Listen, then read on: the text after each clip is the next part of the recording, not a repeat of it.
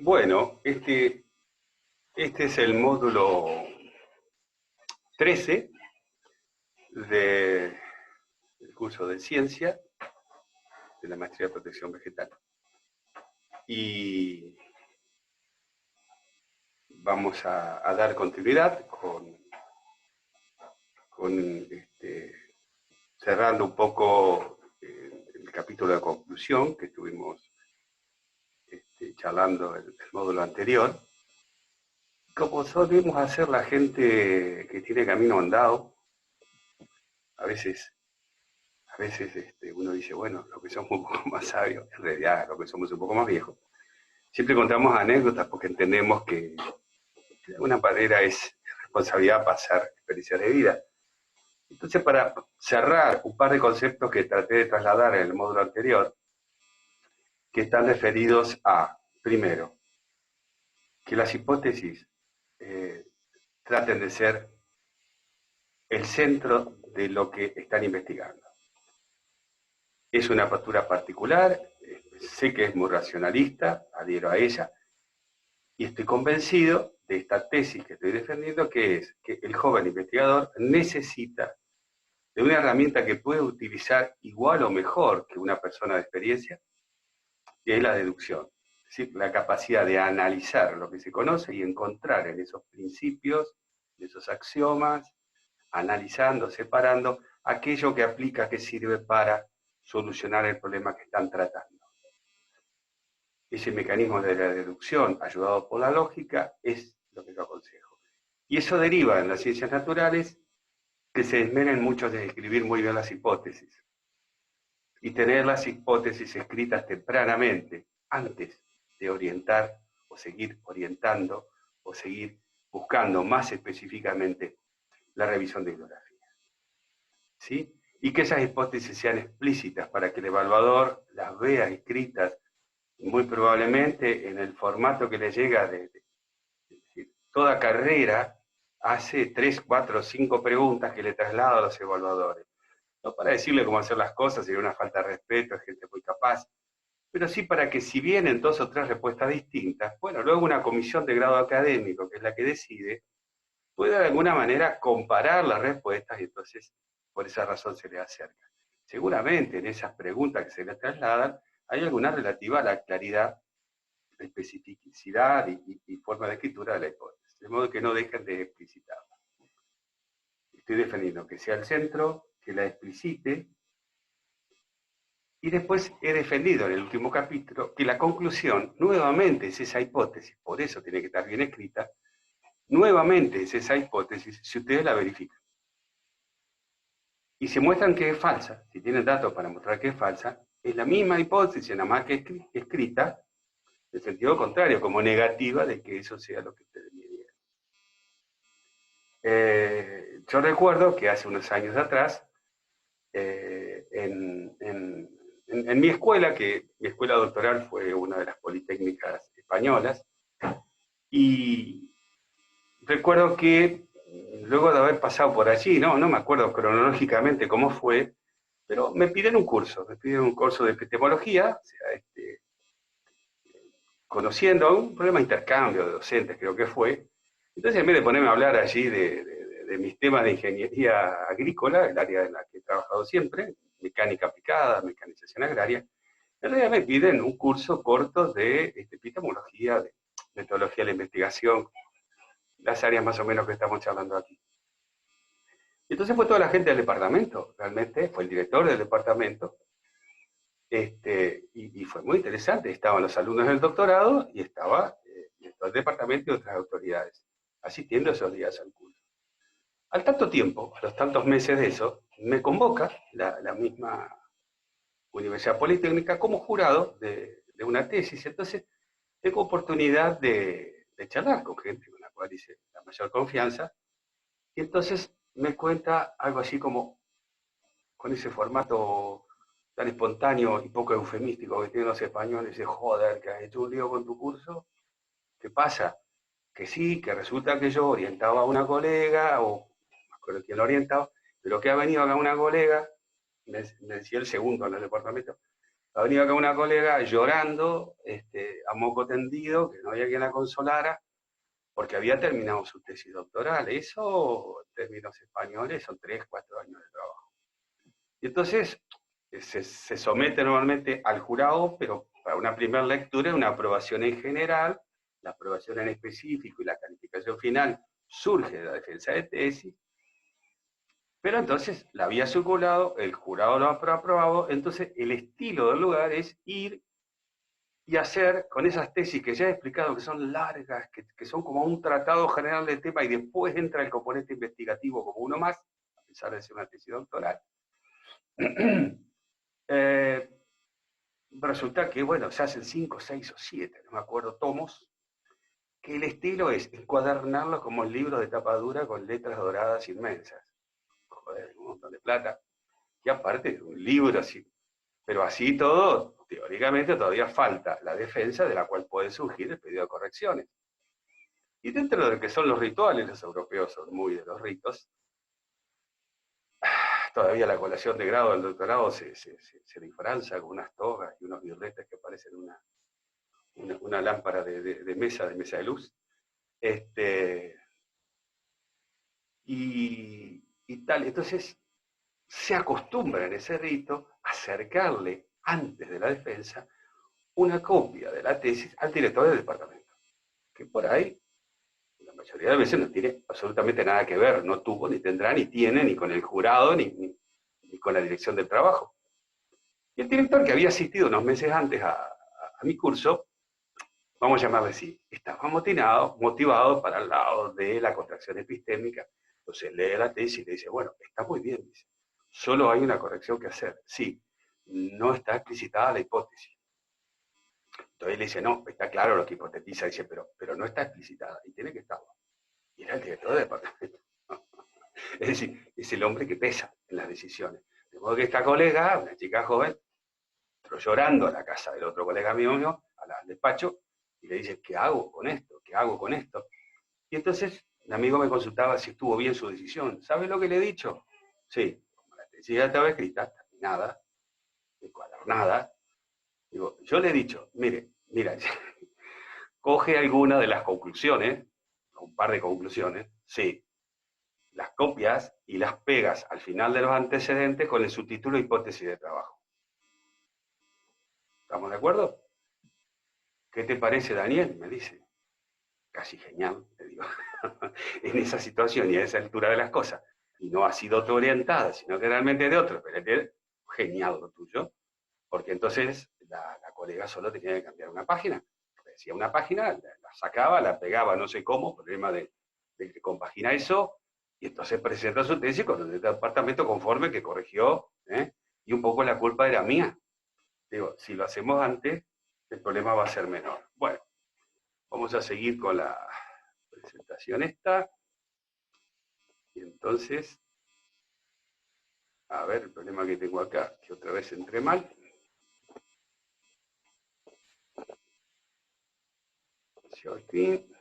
Ahí está, ahora sí.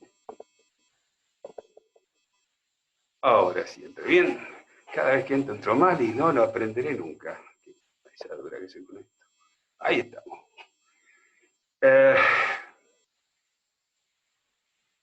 Este hermoso fresco en la cúpula de la Capilla Sistina de Michelangelo Buonarroti, que lleva por título La Creación,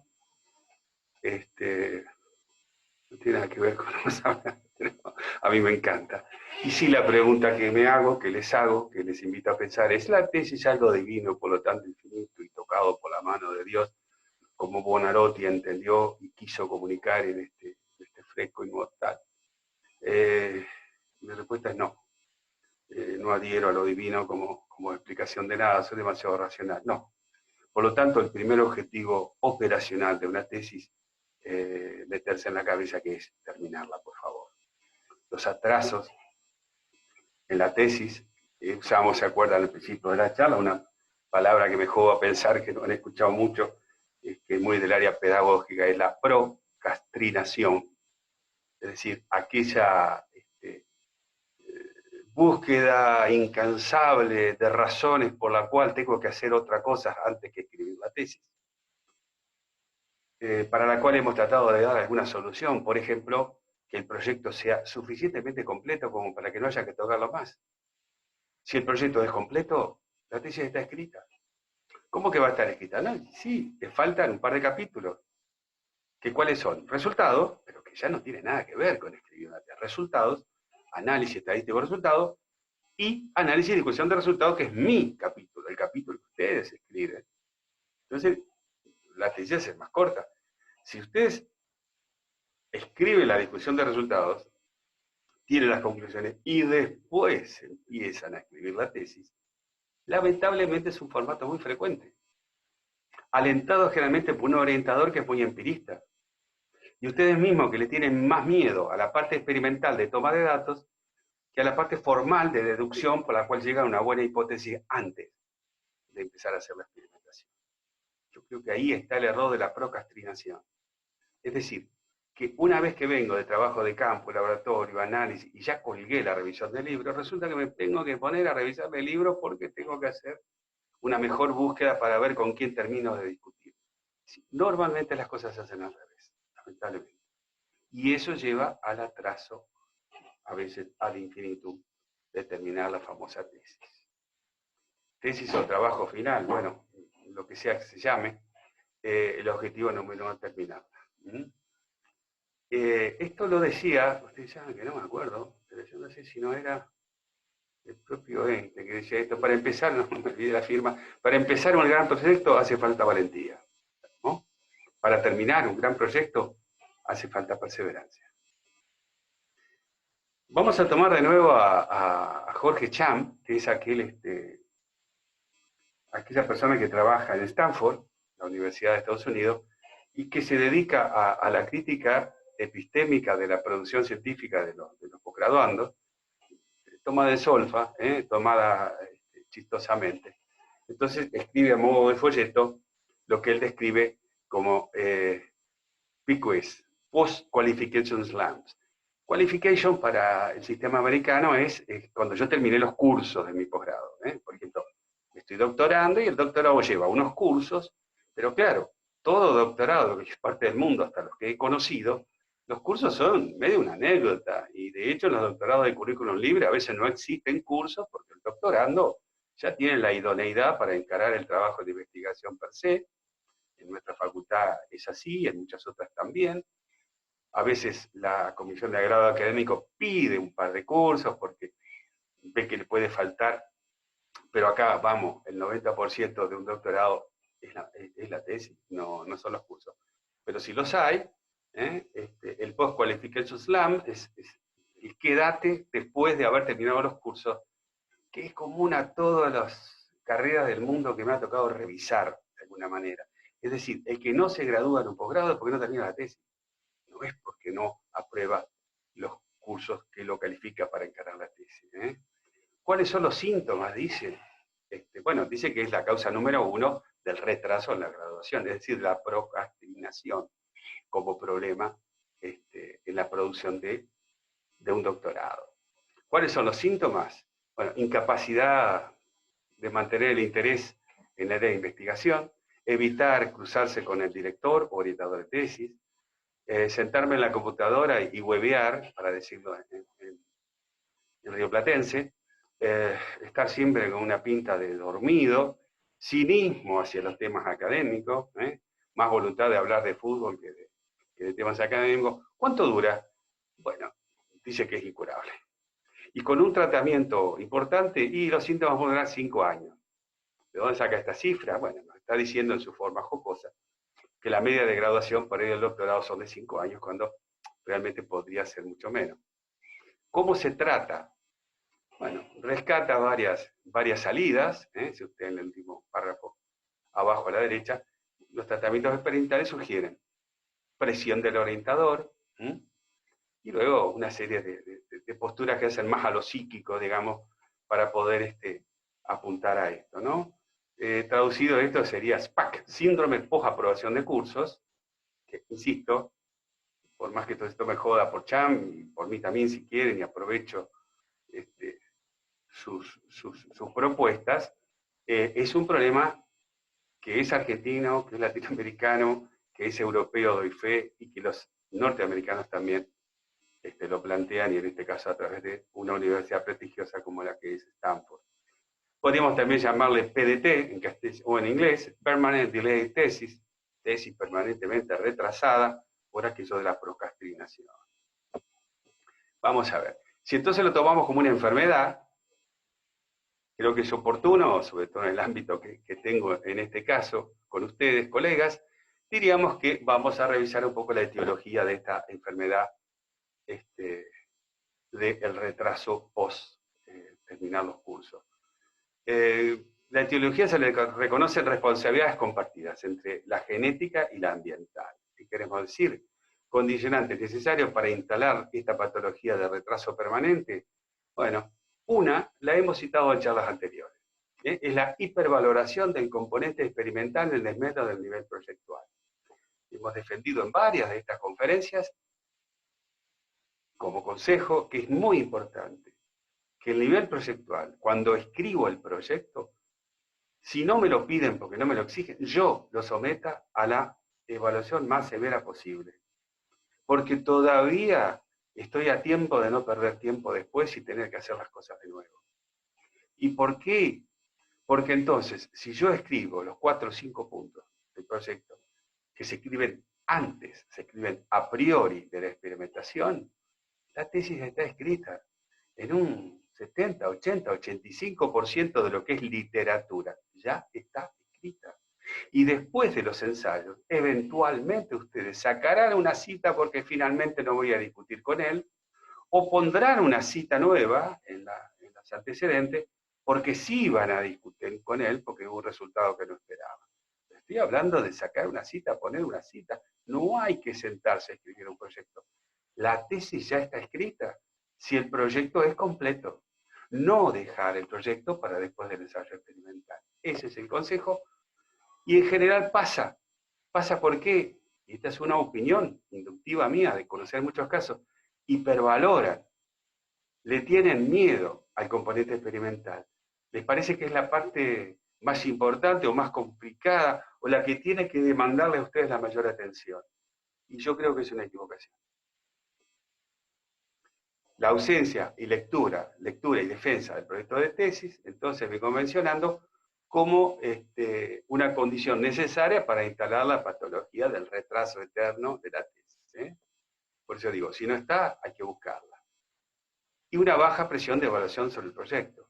Porque así, supongamos que la carrera pone a disposición mía que alguien revise el proyecto y lo apruebe, en general se lo hace ligeramente desde mi experiencia, porque los evaluadores son pocos, están cansados que le pidan evaluación, las evaluaciones no se pagan, tienen sus proyectos que tienen que prestarle atención, de modo que siempre la tarea de evaluación conlleva la buena voluntad del evaluador.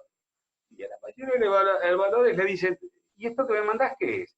Y esto es un proyecto. Bueno, después cuando esté la tesis llamame, yo la corrijo, pero para proyecto está bien. Y le ponen una baja presión de evaluación. Yo creo que hay que pelear porque haya una alta presión de evaluación. Cito entonces como condicionante necesario para que se le instale el retraso, la procrastinación de tesis, es una baja presión evaluativa a nivel del proyecto.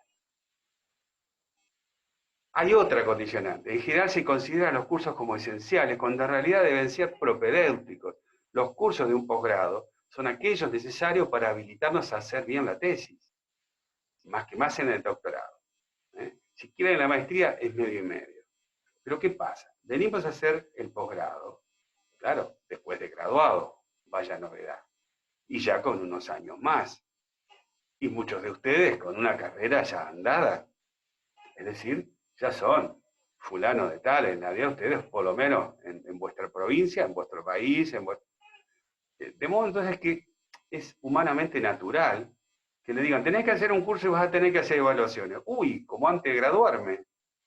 Una vez me dice un colega, yo todavía me despierto de noche a veces con una pesadilla y pienso que debo alguna materia. O sea, hay gente que ha quedado muy marcada para que eso ser evaluado. Entonces de repente, con mayor edad y ya con una trayectoria y con un nombre, con una profesión, nos da un poco de chucho, un poco de miedo, decir, otra vez a hacer un curso y que me evalúen.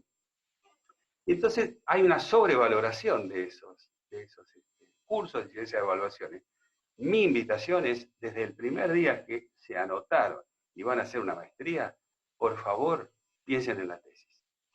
¿Por qué? Y porque ahí está el fracaso. Eso dicen las estadísticas, no lo digo yo. Pensar en la tesis, porque eso es lo que retrasa la graduación de los posgrados. Hace unos cuantos años, Osvaldo Barsky, un investigador del área pedagógica en Argentina, bastantes años ya, lamentablemente no tengo referencia que se haya repetido un trabajo igual, lo publicó en un libro, los posgrados en la Argentina, o evaluación de los posgrados en Argentina, algo así era el libro de Osvaldo Barsky. Argentina, saben ustedes, por si hay alguien extranjero en los participantes que realmente no conozco aún, Argentina es un país que tiene una universidad de ingreso irrestricto. O sea, ustedes están legalmente en el país, van a la universidad y dicen, quiero hacer esta carrera, se anotan, no se paga directamente, lo paga el presupuesto nacional del gobierno argentino, de modo que es de esperar que las graduaciones, o sea, la eficiencia del sistema sea baja. Quiero decir, entra mucha gente como a aprobar y luego hay un desgrane del orden del 50-60% en el primer año, del 30 o del 40 en el segundo. Es decir, sobre 150, que puede ser una promoción que ingresa, se terminan graduando muy poca gente y al cabo de muchísimos años. La carrera de agronomía en mi facultad, con 5 años en los papeles, y está durando 11 años de promedio en los resultados reales. En esa condición empezaría a se gradúa poca gente. Bueno, en aquellos años, no me acuerdo perfectamente cuáles, Barsky llegó a medir que el 37% de los ingresantes a las universidades nacionales con este régimen en Argentina, el 37% se graduaba. Yo sé que es bajo, pero ese es el valor que midió.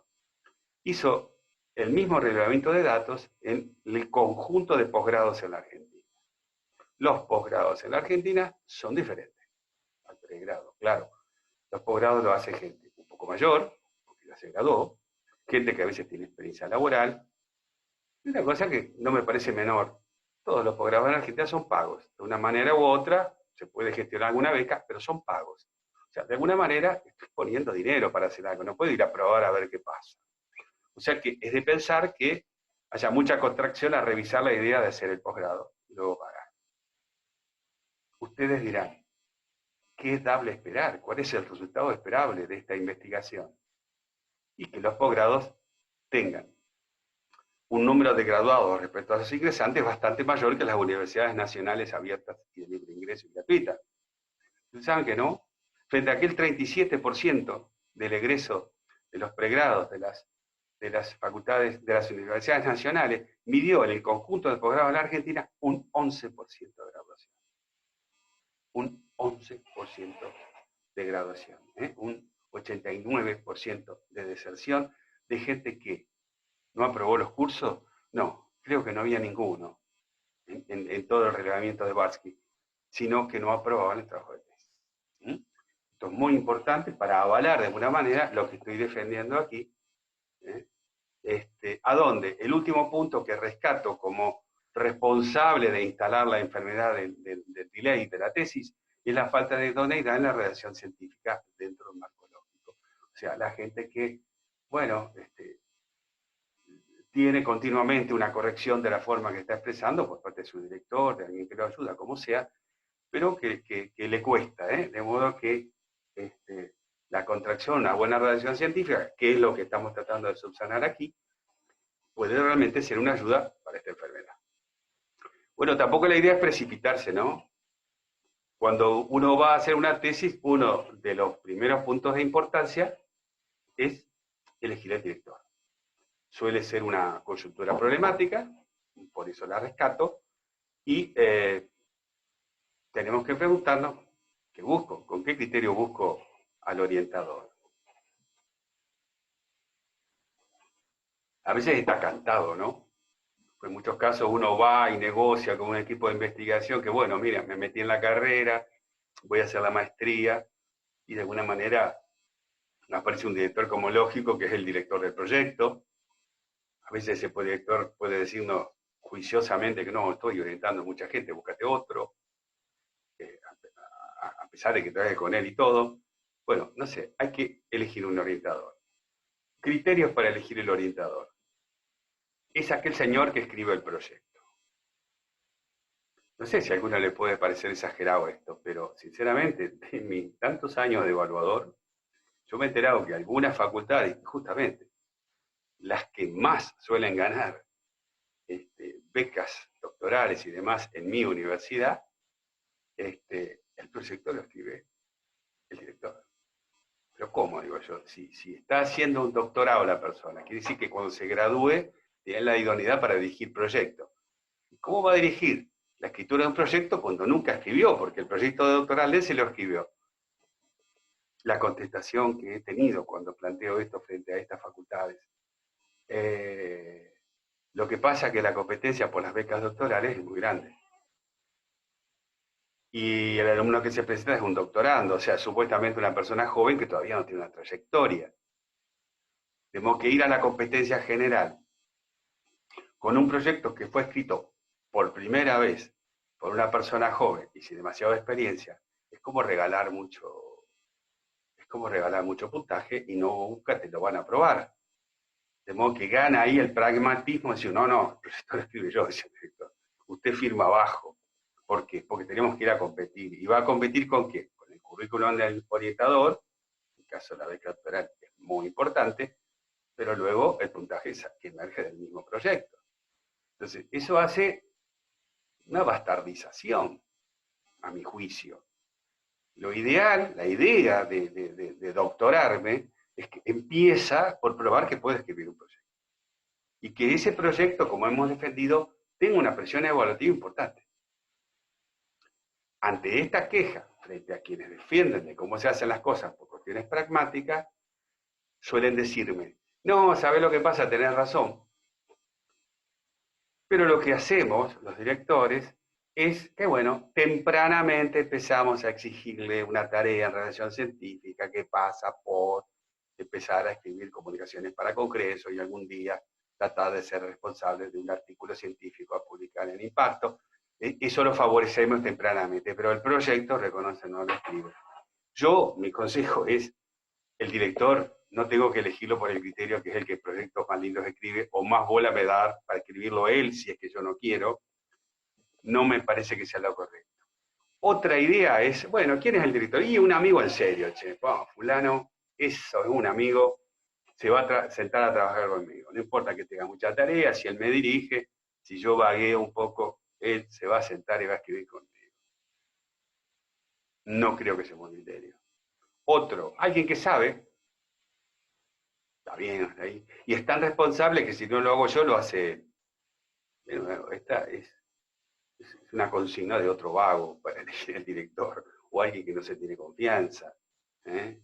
Alguien contemplativo, de modo que me deje trabajar en paz. O sea, que si yo pasé el proyecto estoy el doble de tiempo que los demás, bueno, que no diga nada, no creo que sea un buen criterio. Pero guarda, estos criterios que están acá conviven en el mercado de demanda de orientaciones. Mi propuesta, el primer y más severo evaluador. El orientador no tiene que ser un amigo que pase por alto las macanas que hago, que me hable con eufemismo. En todo caso, que de vez en cuando se mande un difemismo, para amenazarme, y me diga, fulanito, tenemos que llegar a leer el proyecto, tenerlo listo para presentarlo en esta fecha, si no, buscaste otro orientador, porque no necesito un director que me sobe el lomo, necesito un director que me muestre en todo caso que es buen amigo en el sentido, creo que a los amigos hay que criticarlos, y el que te soba el lomo con eufemismos, yo no lo considero un buen amigo. Esa para mí es la condición esencial, que el orientador sea una persona que esto ya lo hizo, porque me tengo que nutrir de la capacidad inductiva que yo no tengo. Me tengo que nutrir de la capacidad que no tengo, que es decidir cuándo está suficientemente trabajada la tesis y me tiro la pileta y la presento a evaluación. Porque no puedo tener pedidos de correcciones, pero hay que evitar que directamente, bueno, esta tesis me diga un tercero, ¿no? Esta tesis es impresentable. Entonces yo necesito que el director sea sincero, lo haya hecho alguna vez y se haya sentado mucho tiempo en esas mesas tan aburridas de evaluación que los viejos participamos tantas veces. Entonces ya sabe el criterio general, el galibo, el estándar que tengo que pasar para que me digan, no, como tesis de maestría va bien, como tesis doctoral, sí. Ese ok del director es el más importante. No, no elijan un director, digamos, porque sea el mejor, el de más nombre, el de más carteles, porque muchas veces la gente no tiene tiempo de darme atención suficiente. Y en todo caso, tampoco lo elijan como el que más sabe del tema. Porque si sabe del tema y está muy ocupado, yo no puedo estar pidiendo que él resuelva lo que yo no resuelvo. Para eso perfectamente pueden poner un codirector. Existe la costumbre errada en la Argentina que el codirector es un rango inferior al director. Eso es muy argentino. Yo trataba hasta de investigar de dónde viene y para mí viene desde el CONICET, donde el responsable quieren que sea uno, sobre todo por la parte financiera. No quiere que haya dos responsables o tres, porque después, yo no fui, fue el otro. No sé, eso es una hipótesis mía. En España, que he citado muchas veces como mi escuela, y en otras partes, porque me constan, y he sido jurado de tesis en México, y nada, voy recordando, pero no es solo España, el codirector es codirector. Entonces, cuando la carátula de la tesis dice codirectores, y ahí hay dos, tres o más, y son codirectores, no hay uno, ¿estamos de acuerdo? Entonces, si yo tengo compromiso por alguien que realmente trabaja conmigo a la par en el laboratorio, y es un amigo en serio, y sabe, porque sabe la técnica, ya la usó, pero de repente es muy joven, muy nuevo, no tiene la experiencia de sentarse a discutir si esto está en condiciones o no, y esa de repente la tiene una persona mayor o con más títulos ahí adentro, el director del mismo laboratorio, no lo sé. Entonces, perfectamente, el director del laboratorio tendría que ser mi director, ustedes podrían poner un codirector, más allá que después dicen, bueno, está bien, está un escalón abajo cuando se hace en Argentina, no sé por qué, ¿de acuerdo? Está un escalón abajo, bueno, está un escalón abajo. Ustedes cumplen de poner de codirector o de comité científico, a veces se hace, como son varios, y bueno, le dan crédito a esa ayuda invalorable para el trabajo de campo, de tesis en sí, pero no poner de director a una persona que no tenga la experiencia de estar sentado en la mesa para darle la evaluación correcta de cuándo la tesis está terminada y hay que presentarla. Yo podríamos diferenciar 4 etapas de una tesis, entonces, con todo lo que hemos hablado. El nivel proyectual, aquel gran olvidado que decíamos, que es un poco el estado del arte, el planteo de hipótesis y los objetivos. Que si lo tengo hecho, joder, la tesis está escrita. Acá está el volumen de literatura más grande de la tesis. Por otro lado, un trabajo distante y distinto. El primero se hace en la biblioteca o en casa de pantuflas revisando la biblioteca en sí. 2, la toma de datos. Bueno, esa se hace en el laboratorio, en el campo, en la encuesta, en la calle. Y me quedan los capítulos de resultado y análisis de resultado. Casi nada. Análisis de resultado es el capítulo mío, ¿de acuerdo? Pero en volumen de literatura de escribir realmente es mucho menor. Y de ahí se plantea entonces, si yo hago esto, la escritura de la tesis es el resto, y el resto es muy poco. Si yo no hago esto, sino que garabateo un proyecto, bueno, más o menos así, y dejo todo para escribir después, hago el disparate de tener los datos, de tener alguna conclusión, y después tengo que mejorar la redacción bibliográfica porque no tengo mucho con quién discutir. Ese es el disparate, y ahí está uno de los factores de retraso más grandes. Yo gasté el tiempo, no lo digo perdí, gasté el tiempo en la tarea de campo, y realmente por ahí me encuentro que no dio como yo quería, de modo que ahora tengo que cambiar aquella revisión que hice. la cuarta acción que queda es lo que se llama lectura y defensa de la tesis. Eso es un ejercicio de comunicación. Es como ir a dar una conferencia un poco más prolija y, digo, no tiene tampoco nada que ver con las otras acciones. ¿eh? Y se viene anécdota, como ya adelanté que hacemos los viejos. Es interesante saber, yo muchas veces he encontrado que la gente no tiene claro, ¿de dónde viene defensa de tesis? Como que fuera, va, ponete ahí, te vamos a patear penales y a ver cuánto atajás. El doctorado, es decir, el posgrado, tal como conocemos. Digo doctorado porque en el formato antiguo de europeo, no era el formato angloamericano. El europeo continental había un solo posgrado que era doctorado. El formato angloamericano era distinto, donde había un título profesional muy tempranamente, en 3 o 4 años, y un posgrado que, como es tan corto el ciclo de la licenciatura, el posgrado era sí o sí una maestría, y eso los habilitaba al doctorado. Hoy toda Europa continental también tiene este formato. Así que las maestrías han quedado como un complemento, pero digamos, en la antigüedad no existían, por eso en la Europa continental hablo. A la salida de la Edad Media es cuando empieza el formato de cómo se doctoraba la gente. Y es concretamente, en el caso de Francia, de los primeros países que arrancó con esto, la persona que pretendía doctorarse pedía que se lo evaluara, ¿de acuerdo? Entonces, leía su tesis en la Catedral de Notre Dame. Si uno se pone nervioso por ir a una aulita a defender la tesis, calculen ustedes si le dice que tiene que hacerlo en la Catedral de Notre Dame. Se hacía en 3 días.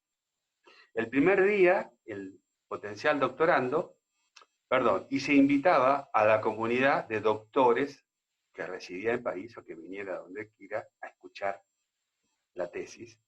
Solo eran doctores los que se sentaban a escuchar, por cierto. Entonces, el primer día, el doctorando hacía una lectura de su tesis, se llamaba. Quiere decir que él, la tesis, su ponencia, sus nuevos conocimientos, su actividad, y el doctorado era normalmente de sus orígenes un aval que se buscaba ya de viejo, digamos. Y eso por mucho tiempo fue así en toda la Europa continental. Es decir, la gente salía con un título, una licenciatura, ingeniero, hacía una trayectoria laboral y en algún momento, bueno, ya especializado profesionalmente, decía, bueno, yo quiero que reconozcan que soy uno de los especialistas de este país. Entonces, ¿qué hacía? Se doctoraba. Entonces, se lo juzgaba solamente en el trabajo de tesis, su trayectoria profesional y lo que había producido como conocimiento. Y se decidía si podía la universidad acreditar el título de doctor, que era una acreditación escrita de una idoneidad profesional que se supone que ya tenía. Ya, el día de hoy la cosa es totalmente distinta y sobre todo en Europa la gente entra al pregrado ya pensando en qué se va a doctorar porque el medio laboral se lo pide. Claro, no demoran tanto el pregrado como nosotros, ¿no? El segundo día, en el rito del doctorado, de la defensa, perdón, de la lectura de tesis, el segundo día venía la defensa. ¿Qué era esto?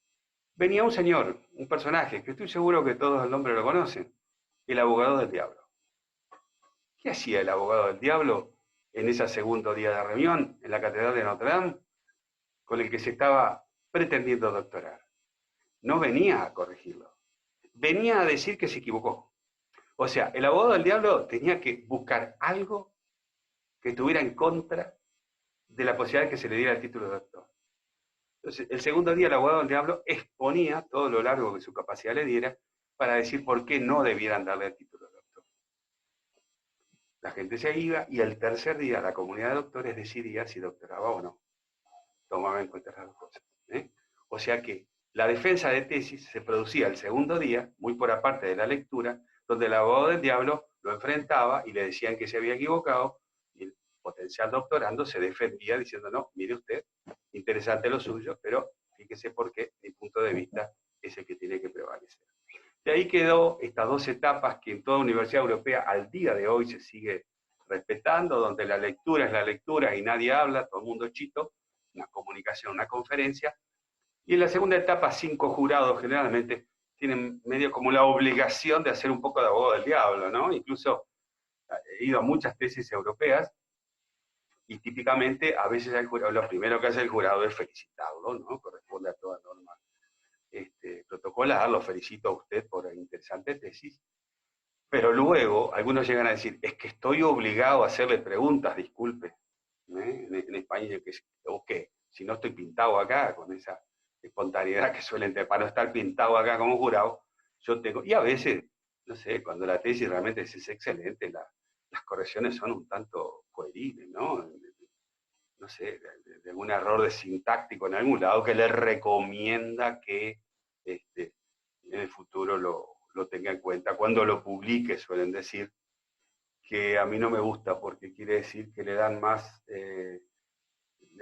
relevancia a los árbitros de una publicación científica que no a ellos como propios jurados de una tesis que está acreditando una universidad. Es decir, está poniendo a la publicación científica por encima de la universidad como acreditación de idoneidad. A mí no me gusta, pero es típico escuchar. No, no, si esa corrección se la propongo nada más para que usted la tenga en cuenta cuando vaya a publicar, ¿no? Porque en general no siempre se exige que se publique algo de la tesis previamente. Cosa así que es más común en universidades del ámbito americano. El europeo no tengo bien relevado cuánto, pero no me parece que sea tan frecuente. Todos queremos hacer una obra maestra, queremos garabatear y nos salga algo así como la Gioconda, ¿no? Pero vamos, que para eso puede haber tiempo, ¿no? De momento, ¿qué tienen por delante? No una obra maestra, una tesis. En el caso de ustedes, una tesis de maestría. Entonces, vamos a ver, lo que tengo que pasar es el mínimo. Luego tendré tiempo en mi vida para hacer luego una tesis doctoral que me dé el premio Nobel. Pero señores, vamos a terminar la tesis que tenemos por delante. Entonces, ¿qué tenemos que tener en cuenta como exigencia? En el caso de la Argentina, donde ustedes están cursando frente a la Universidad de La Plata, hay una resolución ministerial, la 1168, que es del año 97 y está vigente, y dice cuál es la estructura de los posgrados. En Argentina hay 3 posgrados, especializaciones, maestrías y doctorados, y dice cada una qué tiene que cumplir.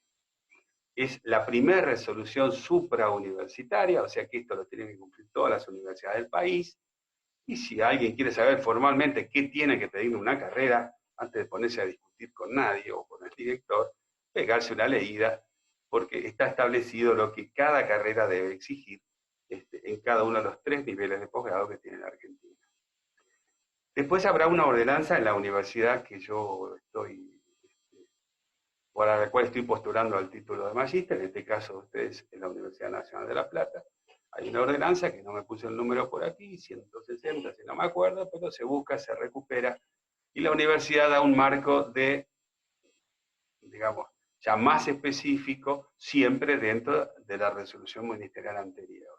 Y por último, la carrera que ustedes están cursando, en vuestro caso maestría de protección vegetal, tiene una reglamentación como carrera en nuestra facultad, y también sería bueno revisarla para que no haya dudas de qué es lo que le tienen que exigir para graduarse, tanto en cursos como la carrera en sí.